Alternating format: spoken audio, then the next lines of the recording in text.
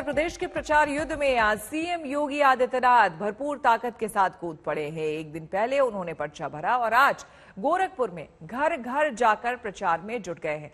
आपको ये तमाम तस्वीरें दिखा रहे हैं। सबसे पहले आप देख सकते हैं मंदिर में पूजा अर्चना की योगी आदित्यनाथ ने। दूसरी तस्वीर में आप देख सकते हैं कि किस तरह से लोगों से जाकर वो मिल रहे हैं। सिख समुदाय के लोगों से भी उन्होंने मुलाकात की। फिर वहीं पर गुरुद्वारे भी पहुंचे जहां पर उनका सम्मान किया गया और गुरुद्वारा पहुंचकर उन्होंने पूरे सम्मान के साथ मत्था टेका। सभी समुदाय को एक साथ लेकर चलने की कोशिश और प्रयास, और उसी की तस्वीर दिखाता इस वक्त आप देख सकते हैं। और परसों कल की तस्वीर आपको हम दिखा रहे हैं जब आपने देखा होगा कि नामांकन जब भरा था योगी आदित्यनाथ ने, खुद गृह मंत्री अमित शाह उनके साथ मौजूद थे कलेक्टर ऑफिस में। 2017 के पहले उत्तर प्रदेश का कोई भी व्यक्ति जब बाहर जाता था, गोरखपुर का कोई भी व्यक्ति कहीं बाहर जाता था, उसको बहुत हेत इससे देखा जाता था। एक जो पहचान कुछ लोगों ने गोरखपुर की या उत्तर प्रदेश की बना दी थी, हमारा युवा हतोत्साहित होता था। आने वाली पीढ़ी के लिए कुछ भी नया नहीं करने की स्थिति में नहीं था। लेकिन आज मैं कह सकता हूं कि 5 वर्ष का प्रधानमंत्री मोदी जी के मार्गदर्शन में भारतीय जनता पार्टी सरकार का कार्यकाल पूरे प्रदेश की छवि को बदलने, वर्तमान और भावी पीढ़ी के लिए अपने को गौरव से कहने के लिए कि हम भी उत्तर प्रदेश के नागरिक हैं, हम भी गोरखपुर के नागरिक हैं, इस देश से बताने के लिए आज बहुत कुछ मौजूद है। गोरखपुर से सांसद रवि किशन पूजा से प्रचार तक योगी के साथ रहे। आपको बता दें आज तक से बातचीत में रवि किशन ने विजय के दावे भरपूर किए। ऐतिहासिक है। एक ये लोकतंत्र की सबसे बड़ी निशानी है कि इतने बड़े एक सूबे के मुख्यमंत्री जी एक प्रत्याशी के रूप में आना और यहाँ पर जनता को डोर टू डोर कैंपेन करना। तो यशस्वी प्रधानमंत्री मोदी जी बोलते हैं ना कि यहाँ पर कितने भी बड़ा नेता हो, मुख्यमंत्री हो, प्रधानमंत्री एक कार्यकर्ता है। भारतीय जनता पार्टी का एक संदेश है, ये बहुत ही शानदार समस्त डेमोक्रेसी को जा रहा है। कल का माहौल था, आज का माहौल है, क्या समझ रहे हैं? जनता में कितने क्या मार्जिन की उत्साह है। सब लोग एक एक आदमी यहाँ महाराज जी बन के लड़ रहा है अपने मुख्यमंत्री को, अपने सम्मान को, भारतीय जनता पार्टी के कमल के निशान को जिताने के लिए। लाखों वोट से इनकी विजयी होगी। कल संकल्प पत्र भी आने वाला है, तो कल ऐतिहासिक होगा। Bharatiya Janata party double engine की सरकार, बहुमत की सरकार बन रही है। कल नामांकन और आज घर घर प्रचार। सीएम योगी आदित्यनाथ आज गोरखपुर में डोर टू डोर कैंपेन कर रहे हैं। आज प्रचार की शुरुआत गोपाल मंदिर में राधा कृष्ण की पूजा से की। फिर उन्होंने गुरुद्वारा में मत्था टेका और गलियों में वोट मांगने निकल पड़े। सिख समुदाय के घर भी गए।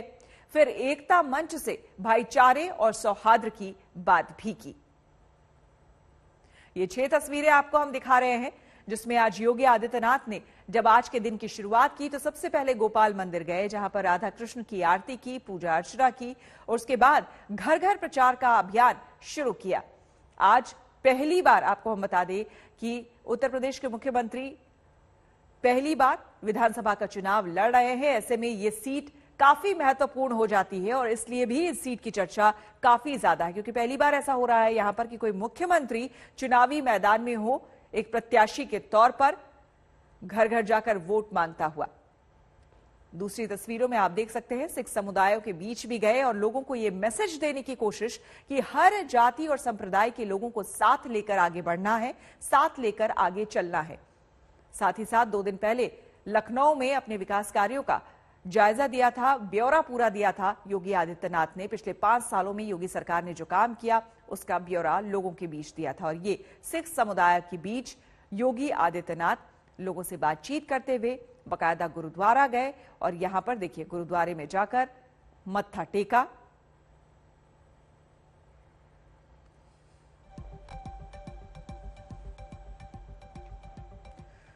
उत्तर प्रदेश में पहले राउंड का काउंटडाउन शुरू हो गया है। बस 5 दिन बाकी है। 10 फरवरी को पहले दौर के लिए मतदान है। जैसे जैसे ये तारीख करीब आ रही है बयान तीखे होते जा रहे हैं। दंगा, पलायन, माफिया राज जैसे मुद्दे फिर जोर पकड़ रहे हैं।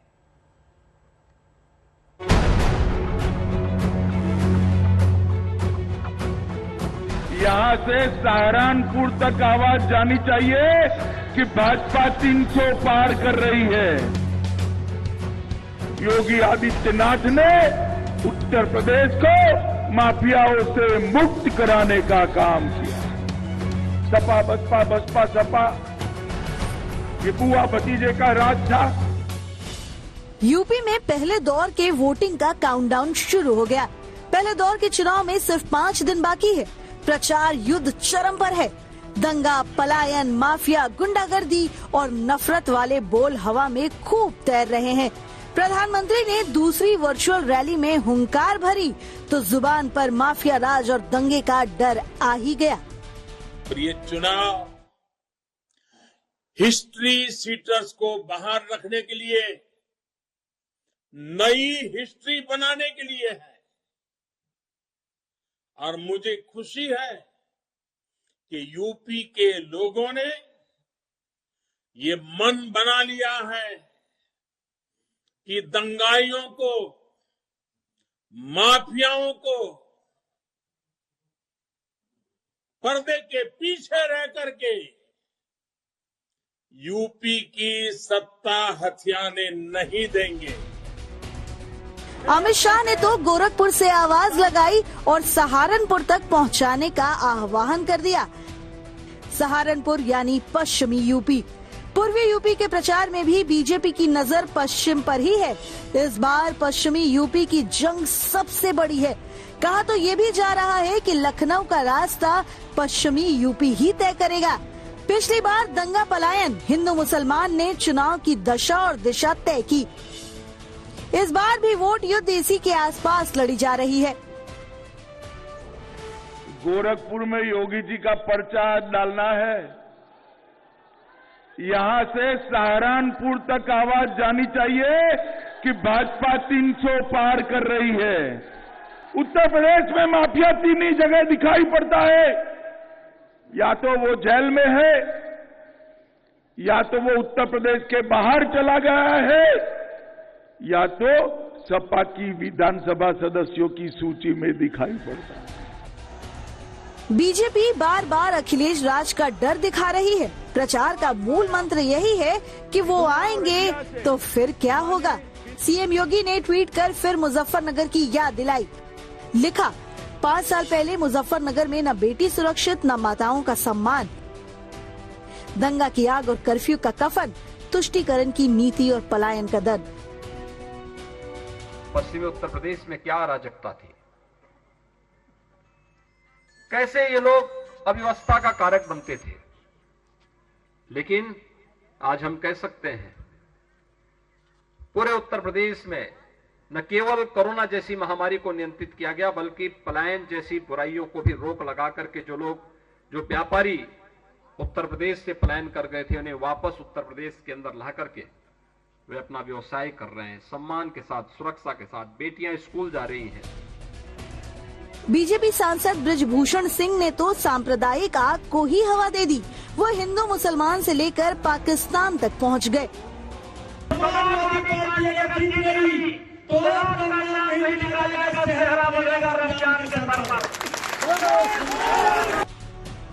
बीजेपी अखिलेश राज का डर दिखा रही है तो अखिलेश और जयंत की जोड़ी नफरत और झूठ की सियासत का आरोप लगा रही है। वो नौकरी किसान पर योगी सरकार को घेर रहे हैं। मुख्यमंत्री जी कह रहे हैं कि गर्मी निकल जाएगी।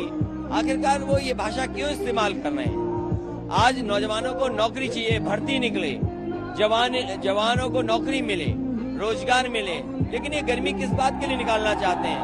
और फिर कोल्ड स्टोर के लोग तो जानते हैं कि गर्मी कैसे निकाली जाती है, क्योंकि जब गर्मी निकल जाएगी तभी ठंडा होगा। लाठी चलाने से, बुलडोजर की धमकी देने से, गर्मी निकाल दूंगा जैसी भाषा बोलने से आगरा का विकास नहीं हो सकता, उत्तर प्रदेश का विकास असंभव है।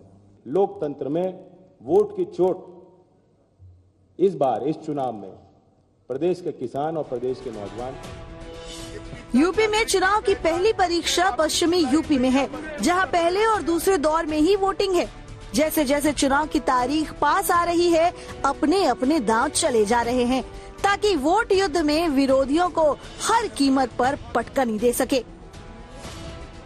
गोरखपुर से कुमार अखिलेश के साथ आज तक ब्यूरो। यूपी की सियासी गर्मागर्मी आसमान पर है। गर्मी निकालने की धमकी भी दी जा रही है तो गर्मी की चर्बी निकालने वाले बयान भी दिए जा रहे हैं। अब तो बात कंप्रेसर, किसान और युवाओं तक जा पहुंची है। 10 मार्च के बाद पूरी गर्मी शांत करवा देंगे। लेकिन उन नौजवानों की गर्मी कैसे निकालोगे जो नौकरी मांग रहे हैं? क्या हमारे मुख्यमंत्री जी कंप्रेसर है जो गर्मी निकाल देंगे? ये चुनाव ये चर्बी और पता नहीं गर्मी और चर्बी की बात नहीं है इस चुनाव। मौसम सर्द है, पहाड़ों पर बर्फ ही बर्फ है, लेकिन यूपी की सियासत गर्म है।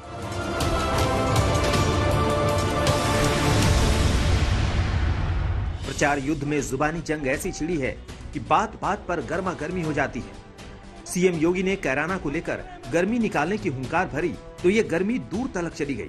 अखिलेश और जयंत के साझा प्रेस कॉन्फ्रेंस में आज फिर गर्मी ने जोर पकड़ी और बात नफरत तक आ गई। हमने कहा कभी नहीं हो रही, कवायद के दिन तक भी तुम्हारी जो है, कयामत के दिन तक भी तुम्हारा ये सपना साकार नहीं होने वाला है, ये मान करके चल लो। लेकिन ये देख लो, 10 मार्च के बाद ये पूरी गर्मी शांत करवा देंगे। आलू के किसानों के साथ अन्याय हुआ तो मैं तो योगी जी से कहता हूं कि आप हमारी गर्मी निकालने की बात कर रहे हो, चलो हमारा तो कुछ कर नहीं सकते, लेकिन उन नौजवानों की गर्मी कैसे निकालोगे जो नौकरी मांग रहे हैं? आलू के किसान जो हर साल देखते हैं वो तस्वीरें कि आलू फिक रहा है, टमाटर फिक रहा है, गेहूं और धान की खरीद नहीं हो रही, उन किसानों की गर्मी योगी जी कैसे निकालेंगे? और फिर हमारे बाबा मुख्यमंत्री की भाषा कोई पहली बार ऐसी नहीं बोली जा रही है। उत्तर प्रदेश के लोगों ने न जाने कितनी बार उनकी ऐसी भाषा सुनी है। जो मुख्यमंत्री सदन में कह दे ठोक दो, जो मुख्यमंत्री सदन में अनपार्लियामेंट्री शब्दों का इस्तेमाल करें। गर्मी वाले बयान पर सियासी उबाल पहले ही आ गया। जयंत ने गर्मी के जवाब में चर्बी निकालने की बात की तो अखिलेश ने कंप्रेसर वाला बयान देकर घमासान और तेज कर दिया। वो आज कह रहे हैं कि गर्मी निकाल देंगे। क्या हमारे मुख्यमंत्री जी कंप्रेसर है जो गर्मी निकाल देंगे? क्या मुख्यमंत्री जी वाकई में कंप्रेसर है? और हम और आप नहीं समझ पाए, वो अपने लिए कह रहे थे, जनता से कह रहे थे कि हमारी गर्मी निकाल दो, हम भी उत्तराखंड वापस जाना चाहते हैं। लॉ एंड ऑर्डर को लेकर आप देखते हैं कि योगी जी बहुत बयानबाजी करते हैं और गर्मी को ठंडी में तब्दील करने की बात करते हैं, शिमला तक पहुंचाने की बात करते हैं, जो कि पश्चिमी उत्तर प्रदेश के लोगों का एक अपमान है। लोकतंत्र में वोट की चोट इस बार इस चुनाव में प्रदेश के किसान और प्रदेश के नौजवान निश्चित रूप से देंगे। कांग्रेस ने यूपी की गर्मागर्मी को असल मुद्दों से भटकाने वाले बयान बताकर सियासी उबाल में पानी डालने की कोशिश जरूर की। मैं सारे राजनीतिक दलों से और नेताओं से आग्रह कर रही हूँ, इनकी बात करिए, जनता की बात करिए। ये चुनाव ये चर्बी और पता नहीं गर्मी और चर्बी की बात नहीं है। इस चुनाव में और बाहुबली, इस चुनाव में आपको भर्ती की बात करनी चाहिए। कितने कम रोजगार हैं उत्तर प्रदेश में, आपको ये बात करनी चाहिए। गर्मी निकालने वाला बयान कैराना और मुजफ्फरनगर से निकला, जहां ध्रुवीकरण बनाम तुष्टीकरण की लड़ाई है। यहां दांव दंगे और पलायन पर चले जा रहे हैं। जिन्ना, पाकिस्तान, कब्रिस्तान भाषणों में छाए हुए हैं। आज तक ब्यूरो।